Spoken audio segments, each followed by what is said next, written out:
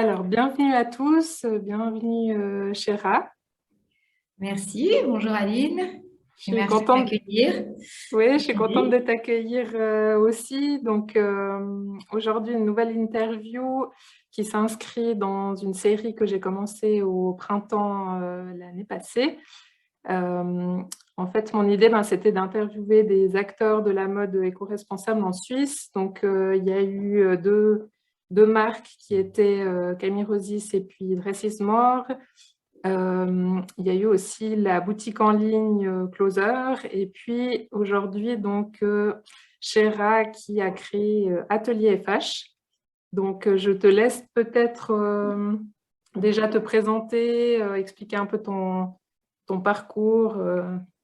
Ouais, Exactement. merci Aline. Alors donc comme tu as dit, je m'appelle Chéra Lessueur et je suis donc la fondatrice d'Atelier FH, le soulier engagé, qui est donc une marque suisse jeune puisque ça fait presque 1 an et demi maintenant.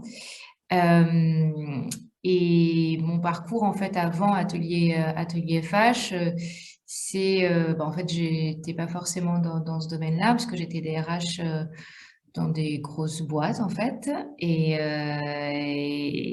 j'ai décidé de monter Atelier FH il y a 1 an suite à, je dirais, une transition, comme on dit, parce que donc moi, j'ai travaillé à Dubaï, à Paris et en Suisse. Donc, mon dernier poste était en Suisse. Ça fait 8 ans que je vis en Suisse, en fait. Et à un moment donné, je ne sais pas pourquoi il y a eu, enfin, je ne sais pas, maintenant je sais, mais sur le moment, une perte de sens. Je me sentais plus alignée dans mon travail, bien que j'aimais beaucoup mon job de ressources humaines.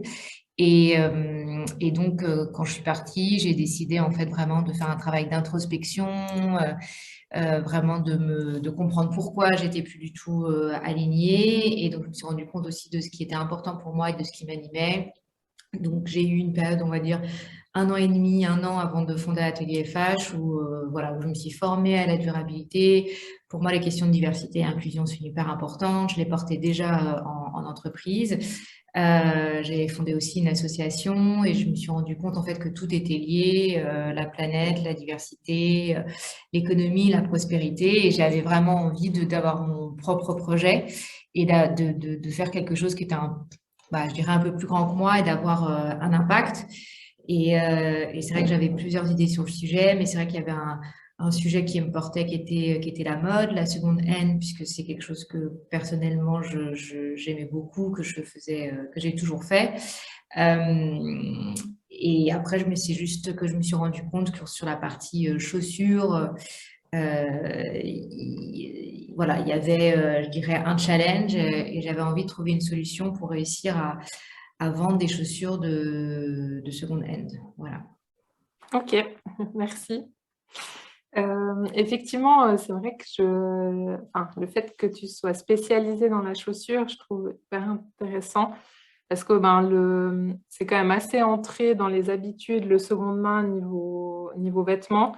Mais, euh, mais c'est vrai qu'il y a peut-être encore un frein des fois pour les chaussures. On a l'impression que... Et il y a aussi moins de... Enfin, dans les friperies et tout ça, il y a quand même moins d'offres de chaussures que de vêtements. Ouais. Donc ouais, hyper intéressant. Et du coup, est-ce que tu veux expliquer un peu plus comment ça fonctionne, Ouais. Atelier Fage, comment tu Ouais. sélectionnes les chaussures et tout? Oui, oui, donc peut-être pour préciser, enfin, c'est vrai que j'ai pas précisé, j'ai dit que c'était des chaussures, mais donc Atelier Fage, ce sont des chaussures qui sont de seconde main. Donc on vend des chaussures seconde main qui sont restaurées par des artisans cordonniers en Suisse. À la différence d'un dépôt-vente ou d'une grande plateforme comme Vestiaire Collective ou je sais pas moi, Vinted, Atelier Fage, ce n'est pas une plateforme. L'idée, c'est vraiment d'avoir la même expérience que si on achetait dans un multimarque de chaussures. Mais là, on se retrouve dans un magasin en ligne de seconde hand. Et la manière dont ça fonctionne, c'est que ça veut dire qu'en fait, je fais ce qu'on appelle du collectionning. Donc, je crée mes propres collections avec de la seconde hand. Donc, ça veut dire que je vais sélectionner des chaussures seconde hand que les particuliers en fait vont me donner ou me vendre, mais aussi parce que j'adore chiner. Alors j'ai moins le temps maintenant, mais au fur et à mesure, bah, si je vois une paire de chaussures qui me plaît et qui n'est pas forcément mise en valeur et que je me dis ah bah tiens, elle est sympa et on peut faire quelque chose avec, bah, je vais la récupérer et voilà. Et ensuite en fait elles sont donc, il y a vraiment ce côté curating, je dirais, sélection, et après la restauration.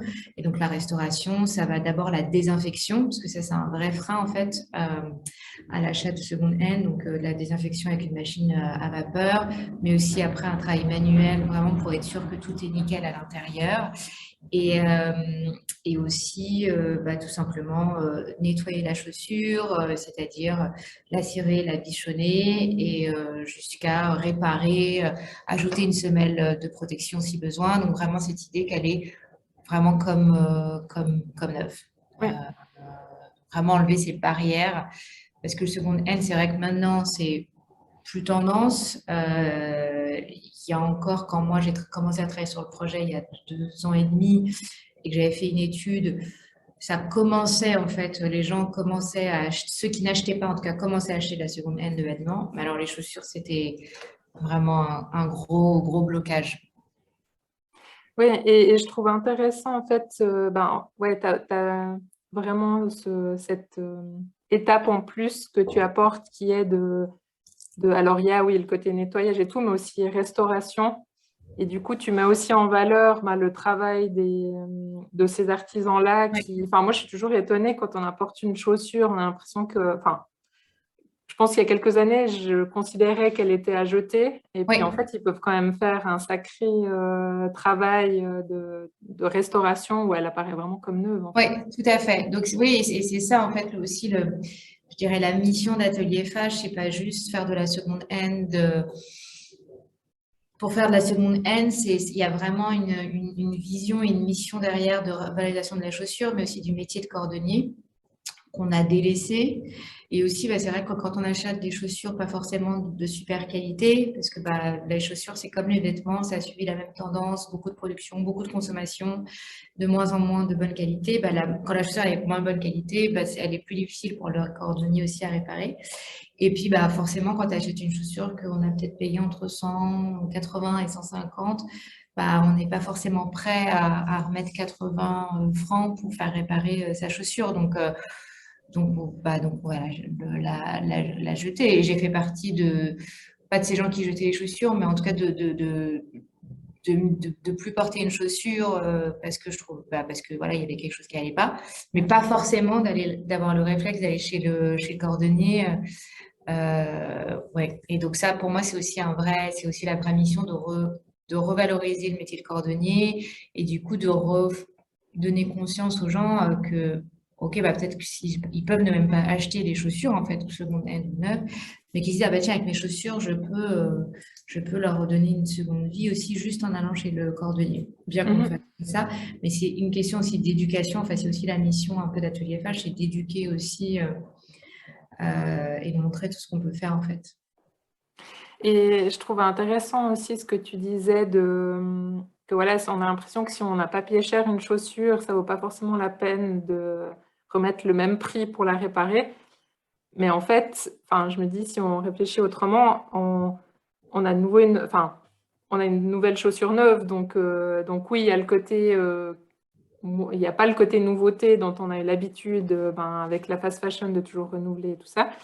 Mais finalement, est-ce que d'avoir une chaussure neuve, peut-être même avec une semelle un peu plus solide, un peu plus épaisse, pour le même prix, enfin, on s'en fout finalement de la valeur de la chaussure à la Non, base. Ce qui non, compte, c'est que... d'accord. Mais c'est Mais je une pense que barrière les gens, psychologique. Oui. effectivement, je pense que, enfin, ouais, les gens et moi, jusqu'à il n'y a pas longtemps, on avait en fait, cette échelle de se dire, ah ben, si j'ai pas payé cher, ça vaut pas la peine de mettre un prix identique ou qui se rapproche pour quelque chose qui n'est pas neuf. Et je pense qu'on peut faire ce changement de prendre juste, ben, qu'est-ce qu'on a à la fin et pas réfléchir à quelle était la valeur du Oui, début bah, qui, comme en avec plus, un vêtement en fait. Je pense que ça peut-être sur le vêtement, ça commence à changer, mais on aurait la même réflexion sur un vêtement j'ai un pull déchiré, enfin voilà, je sais pas. Et donc, pour aller le faire réparer, bah forcément, ça prend plus de temps, donc ça a un certain coût. Bah, si tu dois mettre 30 francs pour faire réparer quelque chose et qu'à 30 francs, tu peux avoir le même switch à H&M, pas le même, du coup différent parce que c'est neuf, bah, encore une fois, psychologiquement, peut-être on se dit, ah bah en fait, alors quand donc voilà, donc aujourd'hui, il y a peut-être ce changement de dire, bah, éviter d'avoir quelque chose de nouveau, encore un article en plus, etc. J'essaye de faire durer le plus longtemps Mhm. ce que j'ai. Bon, après, il y a tout l'aspect customisation voilà, il y a encore des nouvelles choses qui sont possibles pour avoir des nouveautés. Mais donc ça fait partie vraiment la réparabilité, quoi. C'est pour moi un vrai sujet dans la durabilité, comme les machines à laver, je sais pas moi, Oui, machines à ouais. café. Ouais. Oui, et puis aussi, où on met la valeur, enfin, qu'est-ce qu'on considère comme de valeur? Oui, Parce qu'il y a la valeur de la marchandise de base qui est aussi un peu, enfin, on a aussi un peu perdu le sens de cette valeur parce que, oui, voilà, quand on achète quelque chose 5 francs, on ne se rend pas compte oui. que ça vaut, voilà. Et puis après, la valeur de quelqu'un qui a retravaillé notre pièce, et donc Oui, c'est ouais. ça. C'est aussi valoriser ce qui est hyper important, le travail de la personne, de l'artisan, que ce soit un couturier ou un cordonnier.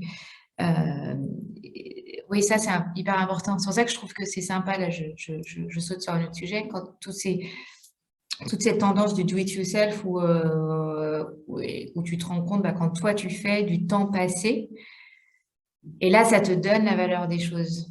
Oui. Pour avoir fait, je crois que tu l'avais fait toi, j'avais fait un atelier sandales. Ça m'avait pris des heures, en fait. Donc, j'étais hyper contente des résultats. Mais du coup, je me souviens dit, si je vends cette paire de sandales, par exemple, je ne pourrais pas la vendre parce Mhm. que à un taux horaire même le plus bas possible, personne ne voudrait l'acheter versus peut-être la même dans une grande enseigne de distribution ou pour le même prix, tu serais dans des grandes marques de luxe. Donc voilà. Et ça te donne vraiment la valeur des choses et ça permet aux gens de se rendre compte, quoi, en fait, un peu le côté empathique, je dirais. Ouais.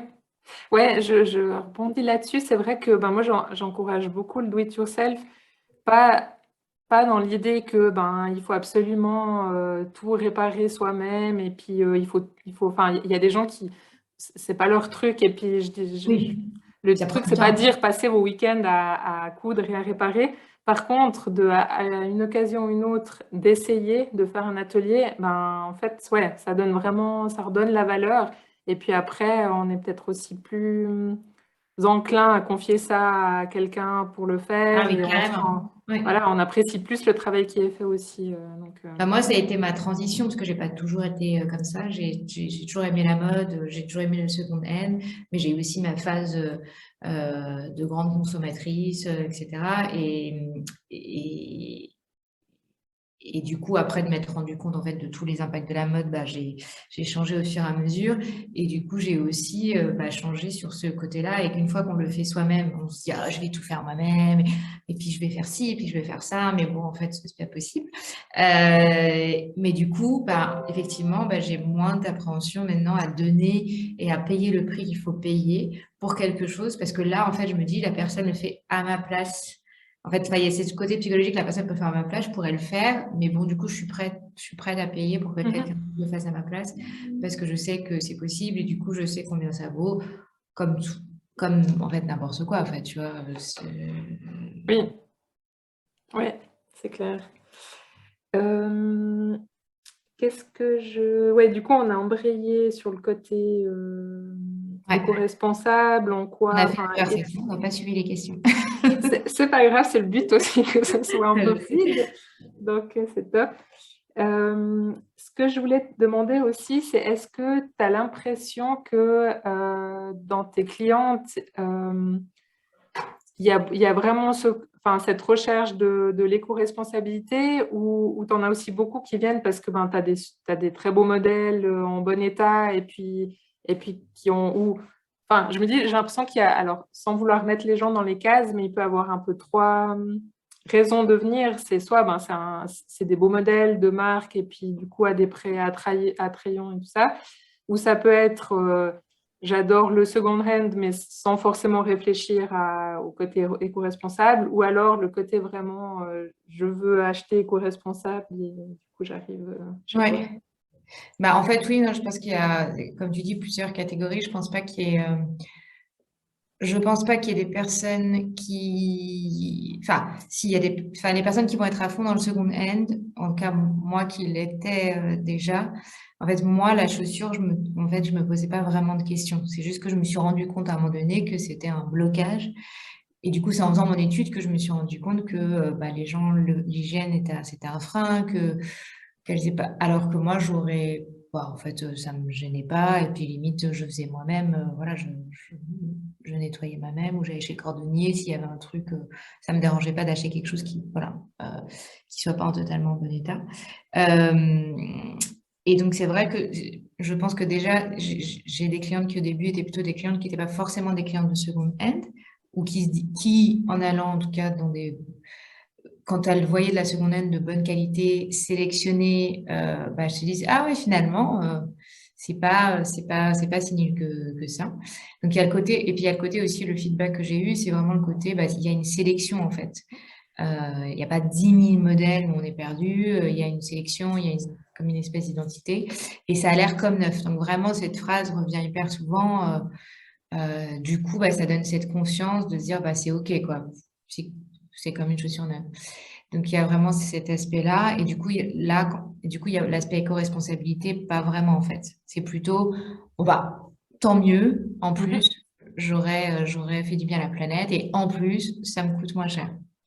Et après, il y a aussi des personnes qui vont plutôt rechercher des chaussures de marque en se disant, ah bah voilà, du coup, je peux m'offrir une chaussure de marque que j'aurais pas pu m'offrir en temps normal. Et donc, il n'irait pas acheter une chaussure, par exemple, Navy Boot, si je prends une marque suisse, mais qui irait plutôt acheter le boutin. Et puis après, il y a des personnes qui, voilà, c'est plus une question de modèle, c'est la bonne taille, donc c'est OK. Ouais, ouais, ouais. Et des gens, et donc, du coup, des gens qui sont conscients quand même. Mais je dirais que la majorité, c'est pas l'éco-responsabilité, pas la première motivation, honnêtement, quoi. Mhm. Mais ça, j'ai l'impression que c'est pas forcément que pour Atelier FH, c'est pour aussi beaucoup de marques éco-responsables. C'est plutôt le après, tant mieux. En fait, l'offre est là. Et en fait, c'est ça, en fait. Je trouve que c'est qu'il faut pouvoir offrir cette alternative pour que les gens puissent acheter autrement. Parce que c'est aux marques, et particulièrement plus aux grandes marques, enfin, oui, dont c'est la responsabilité vraiment de faire ce changement. Et quand avant, il y avait des marques éco-responsables et honnêtement, elles n'étaient pas vraiment top, quoi. Bah c'est sûr, ça te donne pas envie d'acheter. T'as beau avoir envie d'acheter éco-responsable. Voilà. Et à l'époque, quand il y avait plutôt que des fripes, des broquis, encore une fois, moi, ça me dérange pas. Je peux comprendre que ça dérange les gens. Donc, bah, forcément, les gens vont. Pour moi, il faut que ce soit. En fait, ça fait partie des critères de la durabilité. S'il faut que ce soit accessible, donc facile d'un point de vue offre et accessible d'un point de vue prix aussi. Et ouais, et c'est vrai que enfin, je te rejoins sur le fait que, en fait, on peut pas juste dire aux gens acheter éco-responsable parce que ben, la mode est une catastrophe, et puis sans avoir, enfin, voilà, sans avoir d'alternative intéressante. Enfin, la mode, il y a quand même tout ce côté, enfin, c'est des choses belles, c'est des objets qu'on achète quand même parce qu'on les trouve belles, parce que, enfin, voilà, tout ce côté esthétique. Donc, juste dire la mode est une catastrophe, donc renoncer à tout le beau que vous Ouais. vouliez pour. Enfin, voilà, je trouve ça un peu dur. Donc, Oui, puis c'est ça vis-à-vis d'un Zara qui va être capable de faire des choses qui vont être belles puisqu'ils vont copier des grands créateurs et tout ça. Euh, Bah, c'est sûr que c'est compliqué pour le consommateur, quoi. oui. Et puis, ouais, je pense que bah, l'intérêt aussi d'Atelier FH, comme tu disais, c'est que finalement, tu amènes aussi ta patte dans la sélection. Et puis, enfin, voilà, tu fais finalement une présélection pour les clientes. Donc voilà, tu apportes aussi le plus d'aller chercher les pépites et tout ça. Donc, Oui, voilà. Après, avec peut-être un style, j'essaye de pas avoir d'être trop dans un certain style. Vraiment, les critères, la qualité des chaussures, ça c'est clair pour qu'elles puissent durer le plus longtemps possible.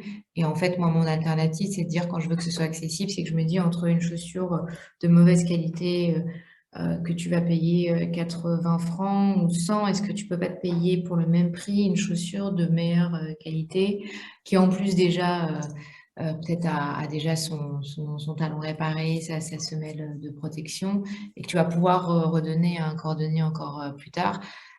Et du coup, bah, au moins, il n'y a pas cet impact négatif de la pollution. Et puis, la deuxième chose pour moi, le deuxième critère de comment je choisis les chaussures, c'est vraiment le style intemporel. Donc, pas trop, trop, trop, trop, trop, trop tendance. Voilà, bien que, en fait, maintenant, il n'y a plus vraiment de tendance en soi. C'est plus chacun son style et qu'il y a plein de choses différentes. Donc, moi, il y aura peut-être une certaine touche, en fait. Je pense que oui. Et du coup, bah, c'est le but aussi, c'est de se dire, bah, tiens, je sais que chez Atelier FH, je sais qu'a priori, je trouverai ce type de chaussures. Mais comme moi, quand je vais dans des magasins secondaires, je sais que si je vais là, je sais quel style je vais trouver versus un autre qui aura un style complètement différent. En fait, c'est un peu d'avoir les mêmes codes, je dirais, qu'une marque neuve, mais dans la secondaire. Oui. Et puis, du coup, tu as des périodes précises quand tu mets des nouvelles chaussures ou bien c'est un peu en fonction de ce que du Oui, moment alors où tu s'il y les a des trouves périodes, oui, c'est un peu en fonction du roulement, mais oui, il y a des périodes, c'est-à-dire bah là par exemple, si on prend la période de automne-hiver, bah, clairement bah, en septembre, mi-septembre, c'est là où je vais commencer à mettre des nouvelles chaussures de cette saison-là, et puis je vais en remettre mi-octobre, et peut-être que j'en mettrai un tout petit peu encore en novembre. Et après, je vais arrêter en fait. Et là, on est fin janvier, donc a priori, les chaussures plutôt printemps, été, elles ont commencé pareil, avril, puis de nouveau encore une deuxième partie en mai, et peut-être une troisième partie fin juin. Et après, ce qui ne veut pas dire qu'il n'y ait pas des paires par-ci par-là qui vont arriver. Mais pour l'instant, c'est le rythme aujourd'hui, en étant une jeune marque.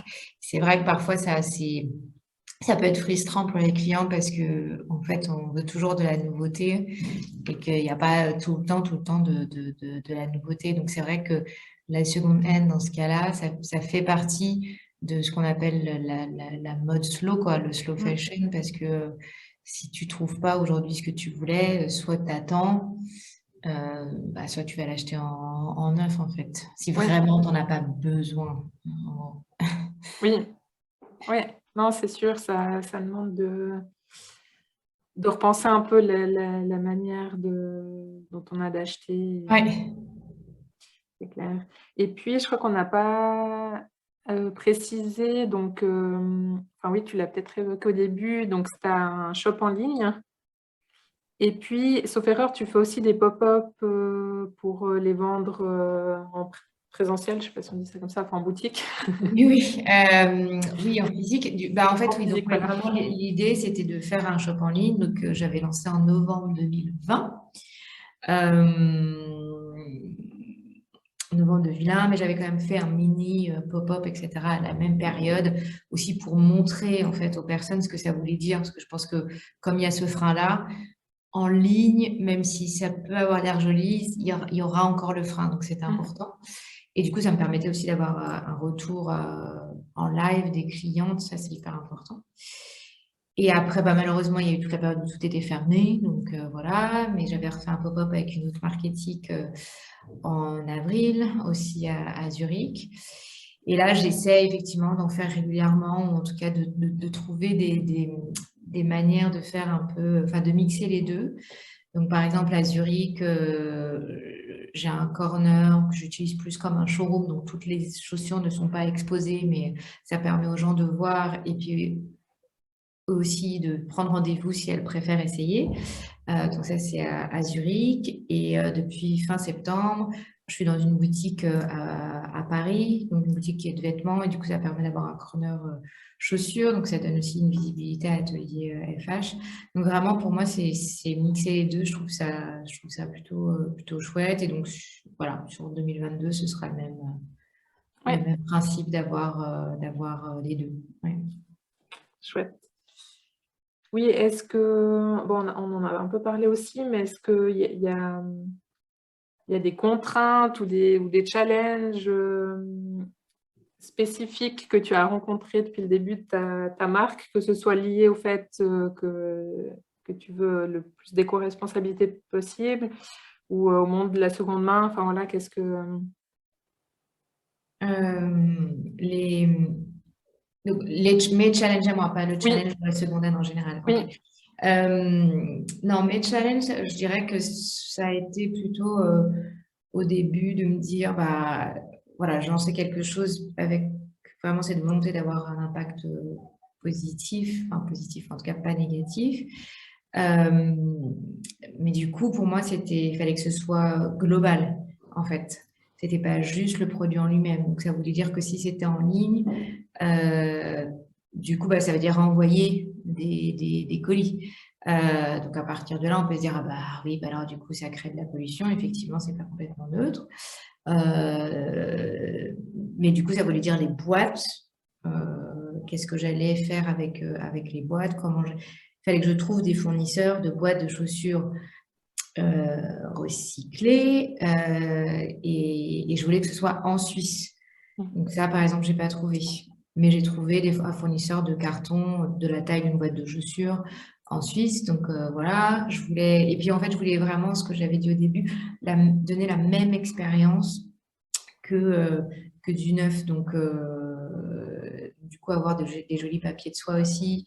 Donc ça, j'ai pu trouver, bon, pas en Suisse, mais des papiers de soie recyclés. Et puis, je voulais faire des pochettes, voilà, alors qu'en général, que je donne quand c'est en magasin, mais en ligne, en fait, je demande aux gens de participer, en fait, un peu à la pochette chaussures pour pas avoir, en fait, à donner quelque chose dont les gens vont peut-être pas se servir. Il faut vraiment cliquer et puis je mets vraiment le prix le plus bas possible. Honnêtement, je ne fais pas de l'argent sur la pochette chaussure. Voilà, voilà, vraiment essayer d'avoir toujours en tête.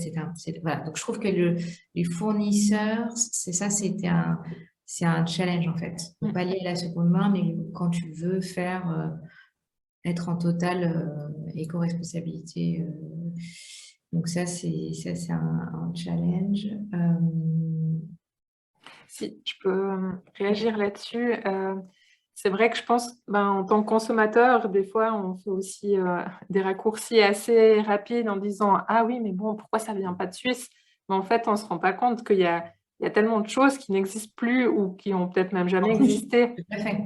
parce que ça a été délocalisé. Donc voilà, c'est pas si simple en fait. Alors, ça ne Non, veut c'est pas pas si dire qu'il ne simple. faut pas essayer, mais des fois, ouais, il ne faut pas non plus condamner Non, les non, marques.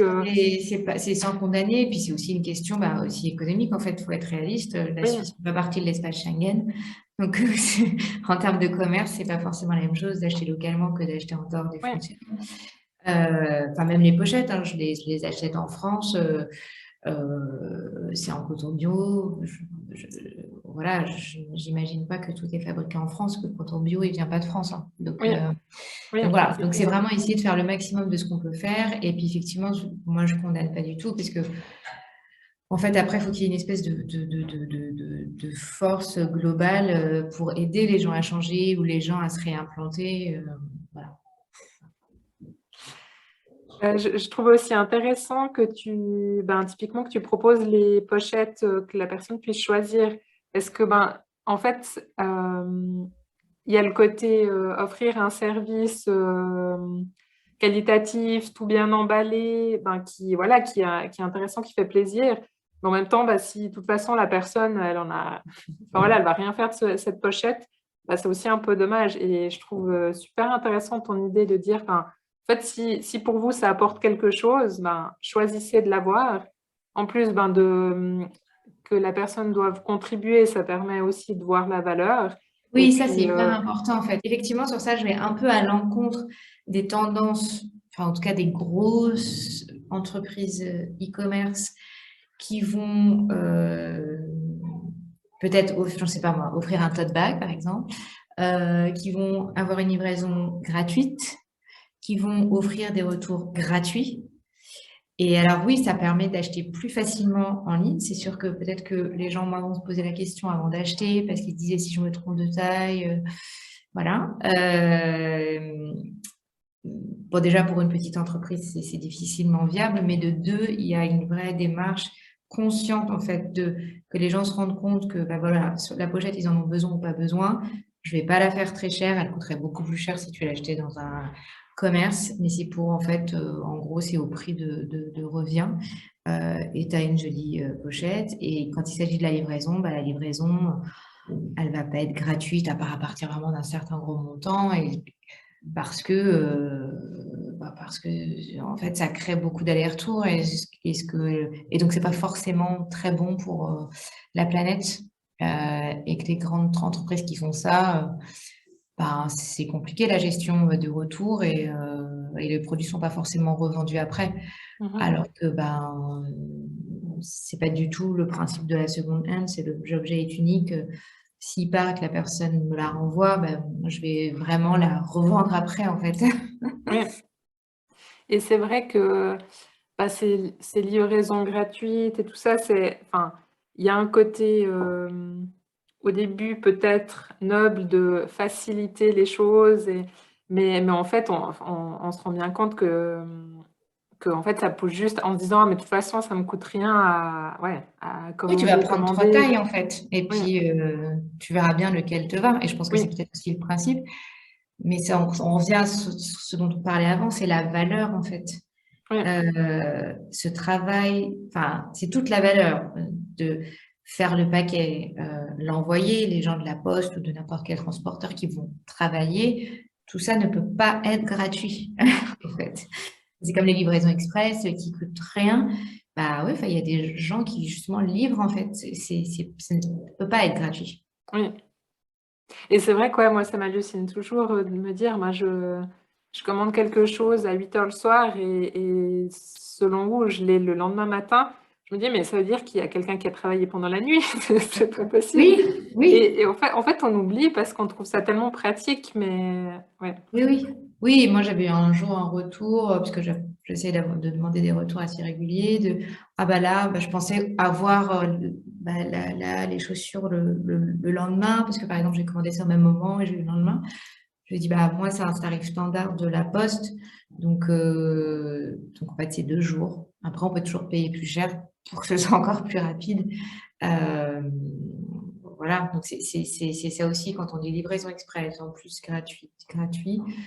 Voilà, donc voilà, je vais un peu à l'encontre de tout ça. C'est sûr que ça fait partie des challenges pour moi, mais j'essaie de rester d'être assez droite dans mes bottes sur tous les principes de durabilité. Après, si je devais être complètement droite, je ne créerais pas d'entreprise, mais parce que finalement, à chaque fois qu'on fait quelque chose, il y a un impact, c'est sûr.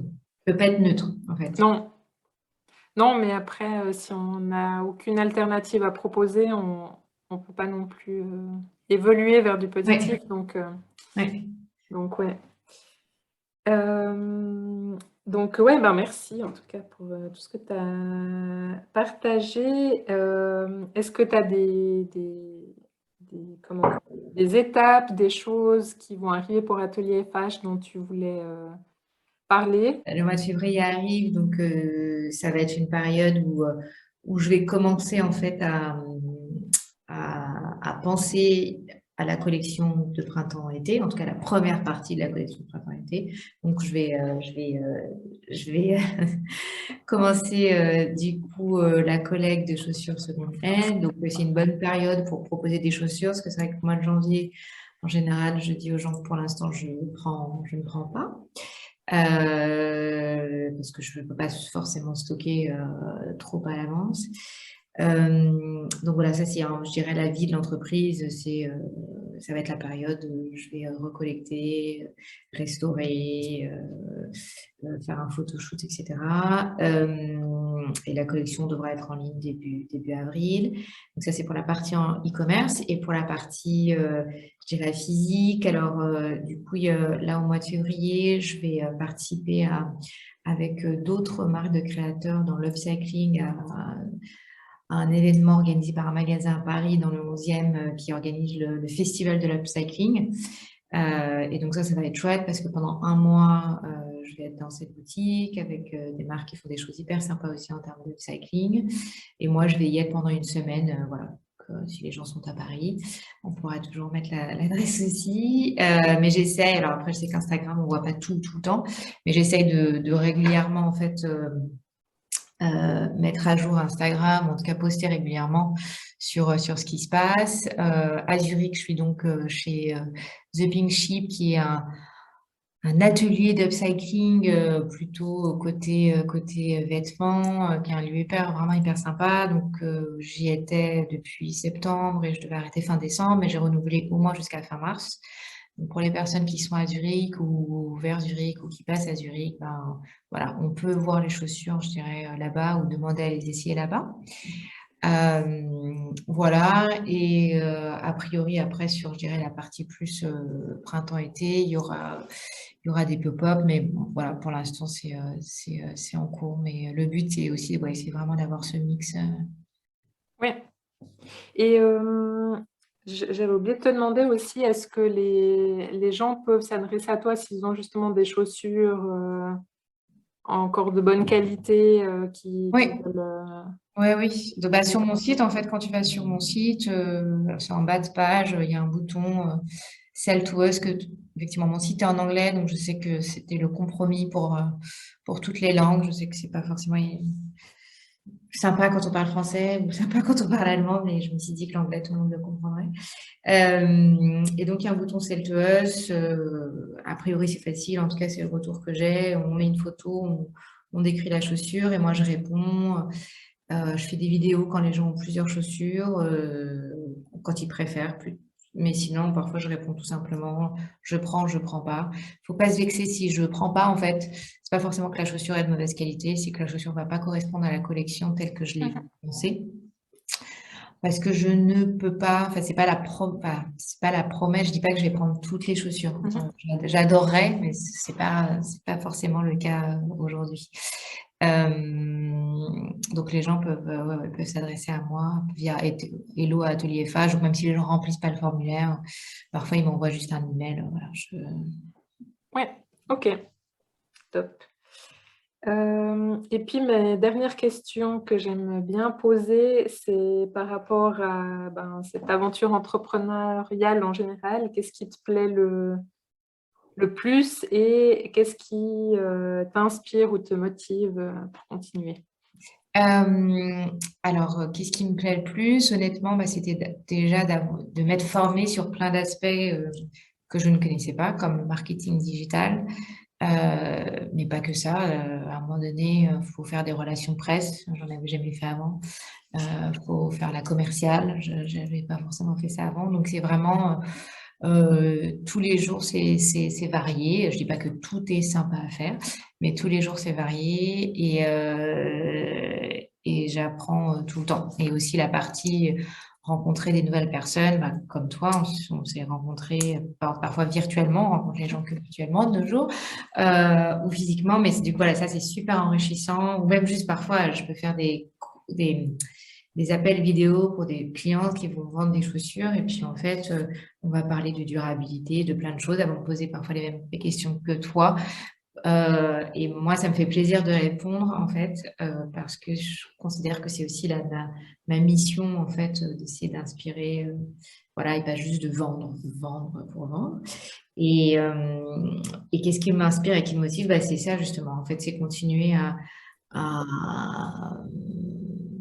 à essayer d'éduquer, d'inspirer, que les gens prennent conscience et d'essayer d'avoir un impact en fait.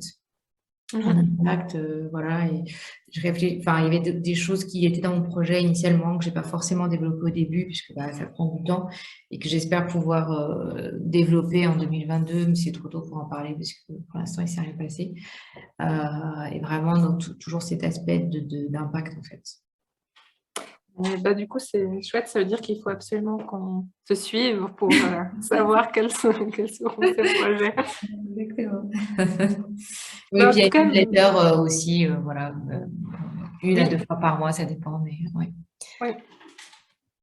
En tout cas, merci beaucoup pour tout ce que tu nous as expliqué, tout ce que tu as partagé. C'était vraiment Merci. hyper Ah oui, ce que je peux intéressant. dire peut-être, Oui, du coup, après tu vas devoir couper, c'est peut-être dans les projets, et c'est vrai que je l'avais mis dans ma dernière newsletter, j'avais un peu lancé une bouteille à la mer comme ça, où j'avais dit que moi, il y avait deux choses qui étaient importantes pour moi pour que Atelier FH puisse se développer, avoir un impact. C'est vrai que je n'ai pas encore réfléchi exactement comment, mais je pense que je vais m'associer. Voilà, donc aujourd'hui, c'est une pleine réflexion. Je n'ai pas une fiche de poste avec des critères très précis, donc c'est au fur et à mesure de conversation, mais je le lance comme ça, parce qu'on ne sait jamais, en fait. Voilà. c'est sûr. Ok, bah, merci beaucoup.